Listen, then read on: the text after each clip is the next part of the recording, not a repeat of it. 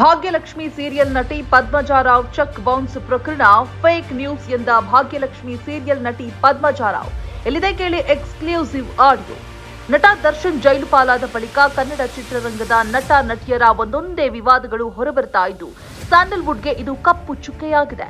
ಇದೀಗ check bounce ಪ್ರಕರಣಕ್ಕೆ ಸಂಬಂಧಪಟ್ಟಂತೆ ಸ್ಯಾಂಡಲ್ವುಡ್ನ ಹಿರಿಯ ನಟಿ ಪದ್ಮಜಾ ರಾವ್ ಅವರಿಗೆ ನ್ಯಾಯಾಲಯವು 3 ತಿಂಗಳ ಸಜೆ ಹಾಗೂ 40 ಲಕ್ಷ ರೂಪಾಯಿ ದಂಡ ವಿಧಿಸಿ ಆದೇಶವನ್ನ ಹೊರಡಿಸಿದೆ ಎಂದಿದ್ದಾರೆ. ಆದರೆ ಇದೆಲ್ಲ ಫೇಕ್ ನ್ಯೂಸಾ ಅನ್ನೋ ಅನುಮಾನ ಇದೀಗ ಎದುರಾಗಿದೆ.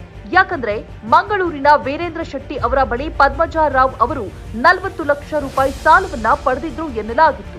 ಪದ್ಮಜಾ ರಾವ್ ಭದ್ರತೆ ದೃಷ್ಟಿಯಿಂದ ಚೆಕ್ ನೀಡಿದ್ರಂತೆ. ಈ ಚೆಕ್ ಬೌನ್ಸ್ ಆಗಿತ್ತು. ಇದು ನಡೆದಿದ್ದು 2020ರ ಜೂನ್ 17ರಂದು. ಆದರೆ ಪದ್ಮಜಾ ಅವರು ಹಣ ಪಾವತಿ ಮಾಡಿಲ್ಲ ಎನ್ನಲಾಗಿತ್ತು. ವೀರೇಂದ್ರ ಶೆಟ್ಟಿ ಅವರು ನ್ಯಾಯಾಲಯದ ಮೊರೆ ಹೋಗಿದ್ದಾರೆ ಎನ್ನಲಾಗಿತ್ತು. ತೀರ್ಪಿನ ಪ್ರಕಾರ ಪದ್ಮಜಾ ರಾವ್ ಅವರು 40.20 ಲಕ್ಷ ರೂಪಾಯಿ ದಂಡವನ್ನ ಪಾವತಿಸಬೇಕಿದೆಯಂತೆ. ಇದರಲ್ಲಿ 40.17 ಲಕ್ಷ ರೂಪಾಯಿ ಹಣವನ್ನ ದೂರುದಾರನಿಗೆ ಕೊಡಬೇಕಿದೆ. ಉಳಿದ 3,000 ರೂಪಾಯಿ ಹಣವನ್ನ ಅವರು ಸರ್ಕಾರಕ್ಕೆ ತುಂಬಬೇಕಂತೆ. ಉಳಿದಂತೆ ಸದಾ ಕಾರಾಗೃಹ ಶಿಕ್ಷೆ ಅನುಭವಿಸಬೇಕಾಗತ್ತೆ ಅಂತ ಹೇಳಲಾಗಿತ್ತು. ಆದರೆ ಈ ವಿಚಾರವನ್ನ ನಟಿಗೆ ನೇರವಾಗಿ ಕರೆ ಮಾಡಿ ಕೇಳಿದಾಗ ಇದಕ್ಕೆ ಪ್ರತಿಕ್ರಿಯೆ ನೀಡಿದ ಹಿರಿಯ ನಟಿ ಪದ್ಮಜಾ ರಾವ್ ಅವರು, ನಾನು ಸದ್ಯಕ್ಕೆ ಕಾನೂನು ಹೋರಾಟದಲ್ಲಿದ್ದೇನೆ. ಇದೆಲ್ಲ ಸುಳ್ಳು ಮಾಹಿತಿ. ಪೊಲೀಸ್ ಬೆಂಬಿದ್ದಿದ್ದಾರೆ, ಬಂಧಿಸುವ ಭೀತಿ ಇದೆ, ಹೀಗೆಲ್ಲ ಏನೇನೋ ಸುದ್ದಿ ಹರಡ್ತಾ ಇದೆ. ಆದ್ರೆ ನಾನು ಭಾಗ್ಯಲಕ್ಷ್ಮಿ ಸೀರಿಯಲ್ ಶೂಟಿಂಗ್ ನಲ್ಲಿದ್ದೇನೆ. ಇದೆಲ್ಲ ಫೇಕ್ ನ್ಯೂಸ್, ಸುಳ್ಳು ಸುದ್ದಿ ಎಂದು ಸ್ಪಷ್ಟನೆ ಕೊಟ್ಟಿದ್ದಾರೆ. ಅಲ್ಲಿಗೆ ನೀವು ಅಂದ್ರೆ ನೀವೇನು ತಪ್ಪು ಮಾಡಿಲ್ಲ, ಫ್ಯಾಕ್ಟ್ ಇದೆ ಅಂತ ಹೇಳ್ತಾ ಇದ್ರ. 40 lakhs ಸಾಲ.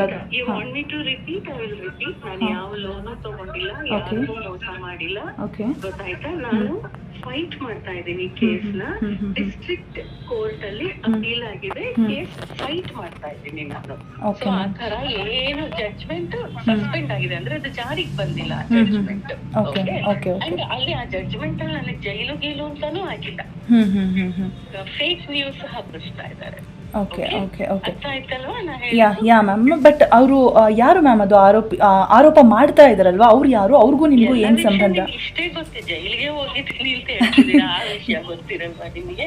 ಇಲ್ಲ ಅಂದ್ರೆ ಏನಂತಂದ್ರೆ ಈಗ ನ್ಯೂಸೇ ಫೇಕ್ ಅಂತ ಹೇಳ್ತಿದ್ರ ಮ್ಯಾಮ್ ಅಲ್ವಾ? ಸೊ ಹಾಗಾಗಿ ನಿಮ್ಮಿಂದನೇ ವಿಚಾರ ತಿಳ್ಕೋಬೇಕು ಅನ್ನುವಂಥದ್ದು ಅಷ್ಟೇ. ನಾನು ಏನ್ ಹೇಳ್ಬೇಕು ಅಂತಿದೀನೋ ನಾನು ಹೇಳ್ತೀನಿ. ಓಕೆ, ಆ 40 lakhsಗೂ ನಿಮಗೂ ಏನು ಸಂಬಂಧ ಇಲ್ಲ ಅಂತ ಹೇಳ್ತಿದ್ರ ಮ್ಯಾಮ್?